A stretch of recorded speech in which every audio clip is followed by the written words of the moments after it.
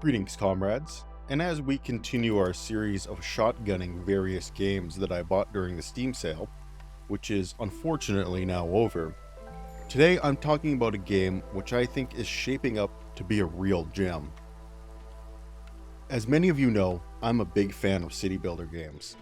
I am the type of gamer who likes to build with the one hand and destroy with the other. But over the last, 5 to 10 years or so, the amount of incredible innovation and new systems that have been brought into city builders, I think really outshines just about any other genre in gaming.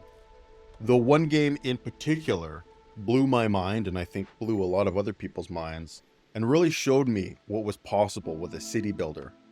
And that game is, of course, Frostpunk. No other city builder previously had attempted to make such an intense and cinematic experience. And on its first try, Frostpunk nailed it wonderfully. And I bring that up because today we're going to be talking about a game that I think has the potential to be that next step in evolution for city builders. And that game is Against the Storm. And again, let me preface this by saying that I wouldn't consider this as having put enough time into the game for a full review, but in my defense, this game is quite meaty. Well, obviously it's a city builder, but in addition to that, Against the Storm brings roguelite elements into the city building genre, as well as building off a lot of those survival elements that a game like Frostpunk has to create something truly unique feeling. Let's start with the big hook of the game, which is the roguelite elements. And when I first heard about this game, I remember asking myself, how the hell are they going to put roguelike elements into a city builder? And well, dear comrades, I must say the developers have been incredibly successful in this regard, and it's what gives the game that unique flavor. The story and setting of this world create the backdrop for these roguelite elements. The game takes place in a fictional high fantasy world. This world is overcome with constant tumultuous storms, which rage in severity, and ultimately the Bright Storm, as it's called in the game, is the constantly looming element which threatens to wipe out the last remaining city. However, you actually spend very little time in this city and never get to see it directly, because what your task is to venture out into the wilds, creating a string of settlements which lead to various seals all over the map. And if you can get to the seal before the Bright Storm comes, you can attempt to reforge it, thus giving you some breathing room so you can attempt to reforge more seals in the next cycle and ultimately fend off the storm forever. From there, the roguelike elements are interwoven into the game's backdrop. They come in the form of the supplies you will receive from the capital, the citizens who will join you, the biomes and the map tiles you choose to settle on, and finally, the objectives which are given to you by the Queen in order to establish a settlement. So when you choose a tile to found your settlement, this tile will be in a biome with its own resources and dangers. And one of the first choices you have to make is the amount of danger you're willing to stomach and the type of resources you will be working with. Then you get the choice of some various starting goods which you can take with you, and citizens. And this is a big choice, because in Against the Storm, your city can be made up of citizens of 5 potentially different races: humans, beavers, lizards, harpies, and foxes. Each one of these races has its own strengths as well as its own likes and needs, and you will be rarely given enough resources to make all your various citizens happy.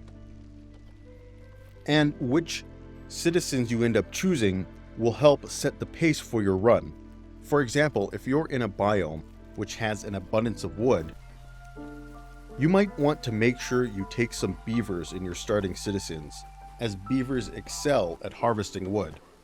They also, for example, prefer wine over beer, So when making the choice of which goods to produce in your settlement, you will have to consider a variety of different factors, but the two most predominant being, what is my population made up of, and what are the primary resources on the map, though the choice of which goods you will be producing will come later. This brings us to the actual process of establishing a settlement itself. Now that you have picked a tile, it's time to get to work setting up your basic resource chains, shelters, and getting the layout of the map. First, by setting up a couple woodcutter camps so you can begin to clear the space around your city and decide which direction you're going to explore. As around your city, there will be nearby glades and clearings which house both resources and dangers. You'll begin to make a settlement which fulfills the basic needs of your people: food, shelter, industry, etc. And from there, this is where you will get your next taste of roguelite elements. The Queen will start to issue you objectives, and you will always get the choice of at least two options. So whatever your objectives will be are not set in stone initially. They are issued to you as the run goes on. And this is one of the things you need to be very cognizant of. As more objectives are issued, it is very possible to hard lock yourself out of them if you choose the wrong one, as you may not have the appropriate buildings and resources available. You still can recover from this, however, it will greatly increase the chances of a failed run. So now you have an objective, an idea of some of the resources on the map. You can now draft your buildings. And not even the buildings you have available to your settlement are guaranteed, but are drafted at random from the Queen. Immediately, you can draft 3 buildings at the start of your run. However, I would strongly recommend against this, as initially you won't know what resources you have on the map until you explore. So it's best to wait a touch and get your bearings before finalizing your first drafted buildings, as there's no time limit on them. In any case, your choices will have a massive impact on your run, and choosing the right building for the right resources to sustain the right citizens is quite a fascinating game within a game. For example, if you are on a barren map which isn't spawning much farmland, and you have the option to draft a bakery, you might want to think twice, as without enough fertile land, getting grain, and thus flour, will be difficult. Better to go with that cookhouse, as meat is far more likely to be abundant in this biome. And it's through these series of small choices that the intricate, layered balancing act of Against the Storm becomes clear. I'd say this game is layered like an onion, but that's not exactly true, as onions have very distinct layers. This game is layered more like a croissant. While there are layers clearly visible, during the baking process, those layers become intermingled with each other, moving back and forth among the pastry. And this is more like what Against the Storm is like. Its layers seamlessly intermingle, moving back and forth between each other, constantly rising and falling, in terms of importance, depending on the situation at hand. And also like a croissant, while this game may initially seem light and airy, it's actually a rich and fulfilling experience. Can you guys tell that I was hungry while I was writing this? So what I mean by this is, unlike most city builders, you are actually building a series of cities moving towards the goal you want to achieve.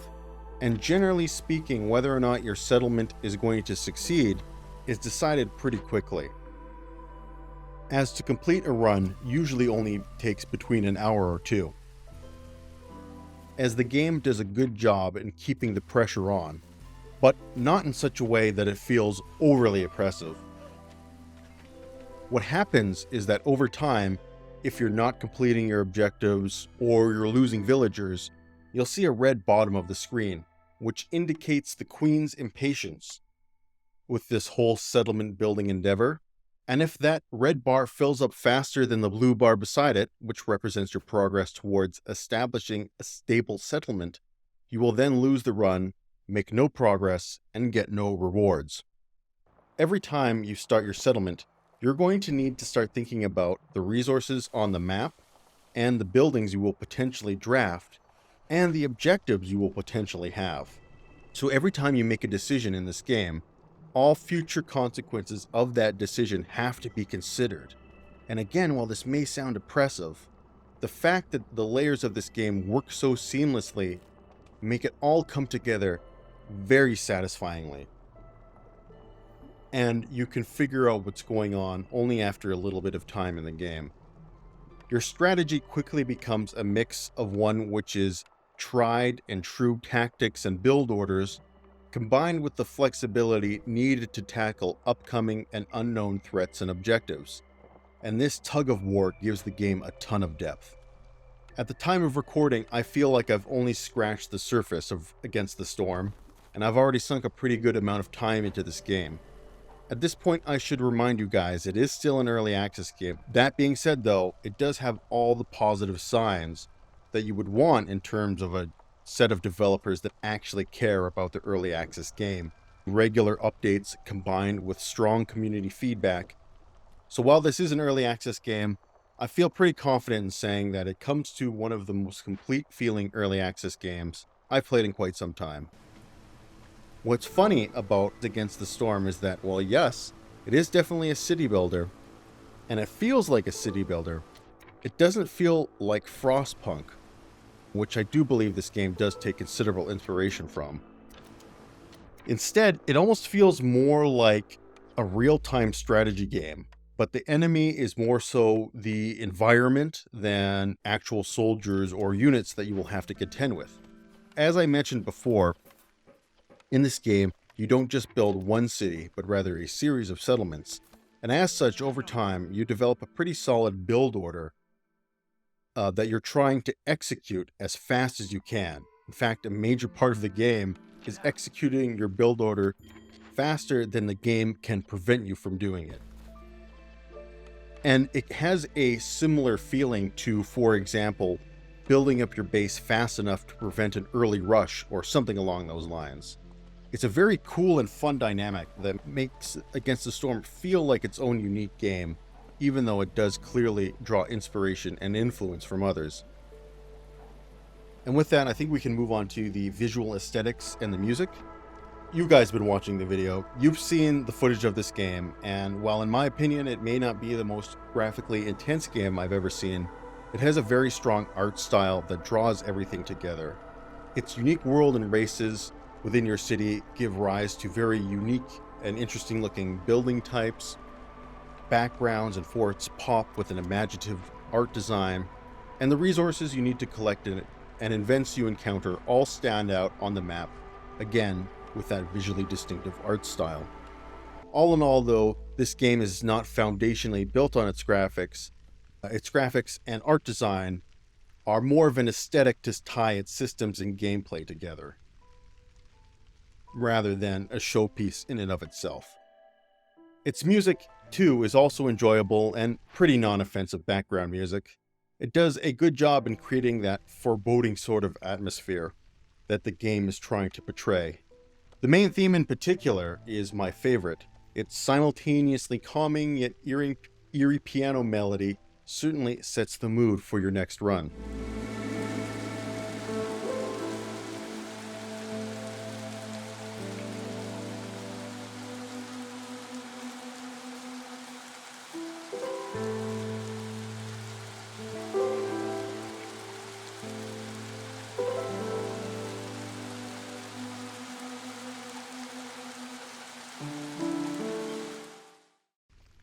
The best thing I can say about Against the Storm is that when I'm not playing the game, I'm often thinking about playing the game.